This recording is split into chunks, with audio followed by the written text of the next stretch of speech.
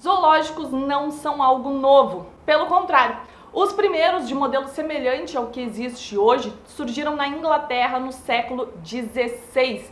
E o mais antigo em funcionamento, por exemplo, é o de Viena, na Áustria, que tem 270 anos. Ele foi criado em 1752 para a recriação do imperador austríaco Francisco Esteban de Lorena. E é essa basicamente a origem dos zoológicos, uma grande coleção de animais exóticos e selvagens apenas para o bel prazer de ricos e poderosos. Claro que hoje em dia isso mudou, o acesso é muito mais democrático, todo mundo pode visitar, existem vários, inclusive com entrada gratuita, e de apenas uma grande coleção de animais, muitos viraram também áreas de pesquisa e educação. E claro, tudo isso é ótimo, maravilhoso, excelente. Quanto mais conhecimento a gente tiver, maiores são as chances da gente conseguir preservar e salvar espécies. Mas será que a gente realmente precisa de zoológico para isso? Esse é mais um vídeo da série sobre vegetarianismo, animais e turismo aqui do Arruma Essa Mala. Como vocês já devem ter percebido, a começar pelo título do vídeo, hoje a gente vai falar sobre zoológicos e aquários. Eu vou falar a minha visão a respeito do assunto e trazer vários dados e informações para a gente poder trocar uma ideia e debater esse assunto. Então, bora rodar a vinheta e começar. Para começar, então, deixar claro que nesse vídeo eu vou falar só sobre zoológicos e aquários, e não sobre santuários e projetos de preservação animal, que são outra coisa, e eu vou falar em vídeos mais à frente. Segundo a Lei 7.173 de 1983, considera-se jardim zoológico qualquer coleção de animais silvestres mantidos vivos em cativeiro ou em semi-liberdade e expostos à visitação pública. A Instrução Normativa do IBAMA de 2008 manteve essa definição, mas acrescentou: para atender a finalidades científicas, conservacionistas, educativas e socioculturais. Ou seja, não basta mais ter só animais expostos ao público, precisa atender também a essas finalidades citadas. E é assim justamente que aquários e zoológicos, sejam eles públicos ou privados, se vendem como entidades de preservação animal que desempenham um papel de educação e conscientização da população acerca dessa temática. Antes da gente continuar, é importante fazer aqui um parênteses para falar sobre uma lei complementar que foi aprovada aqui no Brasil em 2011 e que passou a delegar aos estados as funções de registro e fiscalização. Com isso, passou a rolar uma confusão jurídica que pode facilitar brechas, uma vez que as leis do IBAMA podem ser diferentes das dos estados, que por sua vez podem variar também de estado para estado. Fecha parênteses. Vou levantar aqui um pequeno questionamento para vocês irem pensando enquanto eu sigo com as informações nos vídeos. Nas vezes em que vocês visitaram zoológicos ou aquários, e exclui aí passeios de colégio, que normalmente o professor vai junto, mas nas visitas só vocês, com amigos, família e tal, algum guia acompanhou vocês no passeio? Explicou algo acerca dos animais que vocês estavam ali vendo? Falou alguma coisa a respeito de espécies em extinção e como preservar elas? Se isso aconteceu contigo, por favor, escreve aqui nos comentários. Eu visitei 2 vezes um zoológico quando eu era criança e fui também já num aquário. E nenhuma dessas vezes um guia me acompanhou para falar qualquer coisa a respeito dos animais que estavam ali confinados. Mal e mal existiam placas explicativas contando assim bem pouquinho sobre os bichos que estavam ali. Seguindo agora com as informações. Segundo uma matéria da revista Veja de 2016, 31 espécies extintas na natureza são encontradas apenas nos zoológicos. Algumas delas, como o côndor, o bisão europeu ou o lobo vermelho, foram salvas da extinção por meio da ação dos zoológicos. Elas se reproduziram em cativeiros e voltaram para a natureza. Esse número de 31 é relativo ao mundo inteiro, onde existem mais de 1.300 zoológicos, de acordo com a Associação Mundial de Zoológicos e Aquários, a OAZA. No Brasil, os dados são um pouco defasados e desencontrados. Mas um levantamento de 2013 da antiga Sociedade de Zoológicos do Brasil, que hoje se chama a Associação de Zoológicos e Aquários do Brasil, mostrou que existiam 110 zoológicos e 13 aquários aqui no país. Desses, 31 eram particulares, 69 municipais, 4 estaduais e os outros se dividiam entre fundação, exército ou administração mista. Uma matéria do G1 publicada em 2019 mostra que essas instituições recebem cerca de 20 milhões de visitantes todos os anos aqui no Brasil. Apesar desses números, constam apenas 2 zoológicos brasileiros na lista de membros da Associação Mundial de Zoológicos e Aquários. São eles o Zoológico de São Paulo e o Parque das Aves em Foz do Iguaçu. E sim, não tem nenhum aquário. Voltando a um dos principais argumentos de quem é a favor da existência de zoológicos e aquários,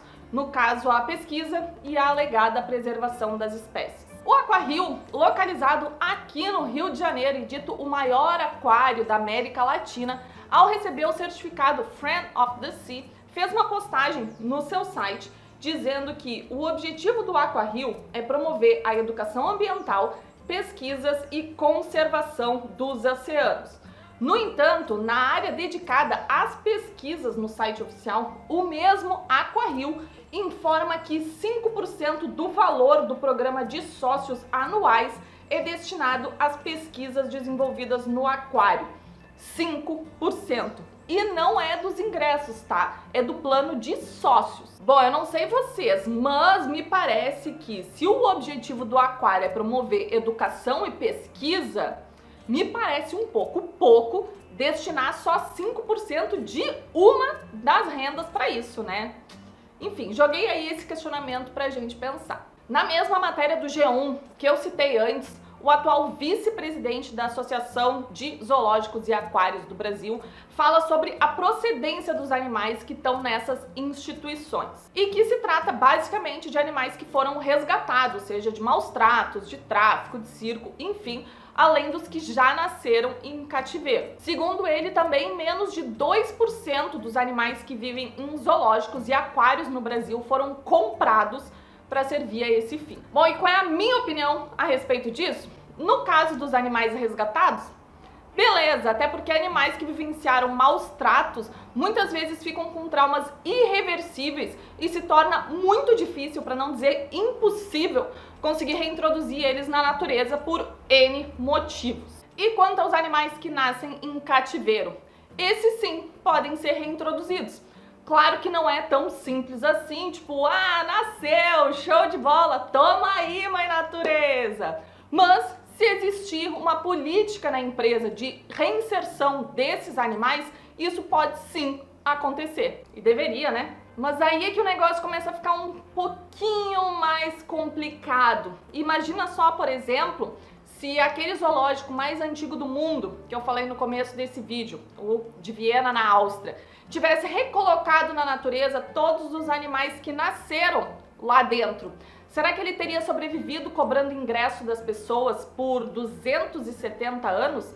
22 euros, tá? É o preço atual. Ou será que eles precisam desses animais lá para continuar funcionando? Bom, e os animais que foram comprados só para serem expostos não merecem nem que eu fale nada, né? Então, vamos seguir. Sobre esse tópico, eu vou destacar aqui a lei número 17.321, que foi sancionada em São Paulo em março desse ano, 2020, e que proíbe a construção de novos zoológicos e aquários no município de São Paulo. Além disso, dispõe sobre novas regras de funcionamento para os aquários e zoológicos já existentes, como, por exemplo, passa a ser necessário adotar medidas de reabilitação e restituição dos animais à natureza sempre que possível. Também será preciso colocar cartazes informando os visitantes que os animais são seres capazes de sentir e vivenciar emoções e que não devem ser expostos a ruídos excessivos e agressões de qualquer tipo. Agora resta saber se isso vai perdurar e vai se cumprir. Eu realmente espero que sim. E que no futuro, espero que não muito longe, a gente não precise ter mais zoológicos e aquários por aí. E sim, esse é o meu posicionamento, como vocês já devem ter visto tanto na thumb deste vídeo quanto aqui no título. Eu não acredito nessas instituições como elas se vendem. Acredito sim que se tratam de instituições, sendo que boa parte delas visa apenas o lucro para satisfazer o entretenimento e a curiosidade humana, se valendo de uma pequena área de pesquisa por trás que poderia facilmente funcionar de outra forma, como em santuários e nos projetos de preservação. Também não acredito nas justificativas de usar zoológicos e aquários como forma de educação. Se a gente precisa ver animais trancafiados em condições não naturais para a gente aprender que precisa preservar eles, é porque a gente tá, olha, muito do lascado mesmo. São inúmeros os casos ao redor do mundo de animais vivendo em péssimas condições, seja pelo tamanho do habitat fake que criaram, seja pela solidão de ser o único animal daquela espécie vivendo ali, seja pelo clima, né? Afinal, imagina só, um urso polar vivendo num calor de 40 graus não tem nenhuma chance de dar certo, né? E por aí vai. Animais esses que acabam produzindo uma série de transtornos em virtude dessas condições e muitas vezes acabam morrendo, inclusive, bem antes da idade que seria o natural para aquela espécie. Lembrando também que vários zoológicos e aquários oferecem e vendem interações dos seus animais com os humanos, seja fazer carinho, tirar uma selfie, nadar junto, alimentar e por aí vai. Um dos zoológicos mais famosos do mundo, em virtude dos maus tratos e que surrealmente continua recebendo turistas aos montes o ano inteiro, é o de Luján, na Argentina, bem próximo de Buenos Aires. Sim, é aquele zoológico em que os animais parecem completamente dopados porque eles estão ali estáticos dentro de uma gaiola, enquanto uma fila interminável de turistas se prepara para fazer fotos abraçados com eles. Sim, um leão trancado numa jaula, sentado por horas a fio, recebendo abraço de um monte de gente e sem esboçar nenhuma reação para isso. E o argumento que a gente tem que ouvir de quem defende é que não, eles são treinados. Gente, pelo amor de Deus, né? Esse zoológico, inclusive, já foi interditado várias vezes por infringir normas da legislação argentina, sendo que a mais recente foi agora, em fevereiro de 2020. Mas a gente não precisa ir muito longe. O zoológico aqui do Rio, administrado pela prefeitura, foi alvo de uma CPI na Câmara de Vereadores para apurar denúncias de maus tratos, de transferências irregulares, de mortes sem atestado de óbito e mais, furto de 18 espécies, sendo que uma delas era uma arara azul que estava sendo revendida por traficantes de animais por R$80 mil. Também tem um documentário na Netflix que é muito bom e eu recomendo que vocês assistam, que se chama Born to be Free. E ele mostra como é a indústria de captura de baleias beluga nos oceanos da Rússia e venda para aquários e golfinários. Um dos casos mais emblemáticos foi uma venda que acabou não sendo realizada devido à grande polêmica e pressão em cima disso ao aquário da Geórgia, nos Estados Unidos. Sim, uma baleia ia sair da Rússia para os Estados Unidos só para entreter o ser humano sob o pretexto de pesquisa. Nos próximos vídeos aqui no canal eu vou falar sobre alternativas para quem deseja ver animais. Se zoológicos e aquários não são tão legais assim, então de que forma eu posso ver eles de uma maneira que seja mais sustentável e sem provocar agressão a eles? Também vou falar sobre a indústria de entretenimento animal, que é em sua grande parte financiada pelo turismo.